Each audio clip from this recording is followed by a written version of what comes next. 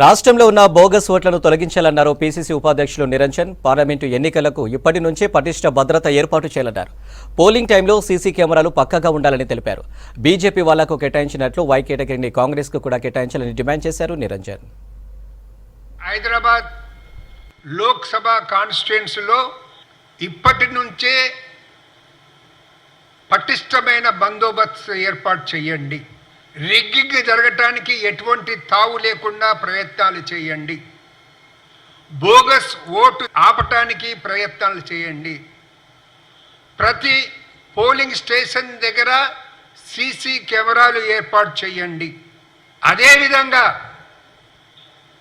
Polling స్లిప్స్ను voters అనేది election కమిషనే పంచుతుంది. కేవలం election commission నియమించబడిన సిబ్బంది ద్వారా బిఎల్ఓల బూత్ లెవెల్ ఆఫీసర్స్ ద్వారానే పంచే విధంగా ఏర్పాట్లు చేయండి. ఎలక్షన్స్ అయిన తర్వాత మీరు ఆ మొత్తం సీసీ కెమెరాలను భద్రపరచండి. ఏవైనా అవకతవకలు జరిగితే వాటిని బయటపెట్టడానికి అవకాశం కలుగుతుందన్నమాట కూడా మనవి చేస్తూ ఉన్నాను. అదేవిధంగా బీజేపీ క్యాండిడేట్కు వై కేటగిరీ భద్రత కల్పించడం జరిగింది.